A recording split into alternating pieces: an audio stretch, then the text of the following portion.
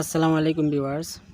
এই যে দেখেন ভিউয়ার্স, আমি কোয়েল পাখির জন্য এই যে 3 তলা বিশিষ্ট একটা ঘর এই যে তৈরি করছিলাম। তো এই খাঁচাটার উপরেরটা এখন শুধু কমপ্লিট, আর নিচের দুটো এখনও কমপ্লিট করা হয় নাই।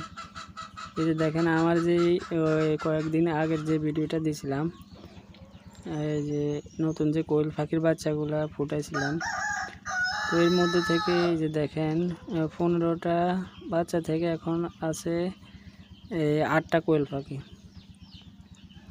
8টা থাকার কারণ হচ্ছে এই যে নর আর মাদি কোয়েল পাখি আলাদা আলাদা করার পরে যে নরগুলা হয়েছিল বেশি। তো এখন এই 8টার মধ্যে 7টা হচ্ছে মাদি আর একটা নর পাখি রাখছিলি, আর বাকি যেগুলো নর ছিল ওগুলা জবাই করে খেয়ে ফেলছি আর কি।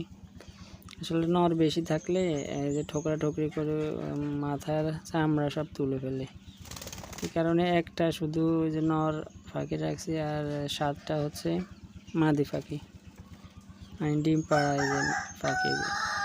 আপনারা যারা কোয়েল পাখি পালেন তারা অবশ্যই তো চিনবেন, আর যারা না চিনেন থাকেন তারা এই যে দেখেন মাদি কোয়েল পাখির বুকের মধ্যে যে কালো ডট ডট ডট ফোঁটা থাকে আর কি। আর যেগুলা হচ্ছে পুরুষ পাখি, এগুলা বোঝার উপায় হচ্ছে পুরুষ পাখির বুকের যে পশম যেগুলা ওগুলা হচ্ছে বাদামি রঙের আর কি। এই যে দেখেন এটার মধ্যে এই যে বাদামি রঙের ডট ডট কালো ডট ডট একবারে অল্প অল্প বাদামি কালারের। এভাবে আপনারা পুরুষ আর মহিলা আর কি আলাদা করা যায়। ছোট বাচ্চার ক্ষেত্রে অনেক সময় বোঝা যায় না, আর বড় হলে তো এমনিতেই পুরুষ পাখি ডাক দেয়, ডাক দেওয়ার মাধ্যমেও চেনা যায় আর কি। তো আলহামদুলিল্লাহ এগুলোর বয়স আজকে 35-36 দিন হবে। আশা করি আর 10-12 দিনের মধ্যে ডিমে চলে আসবে।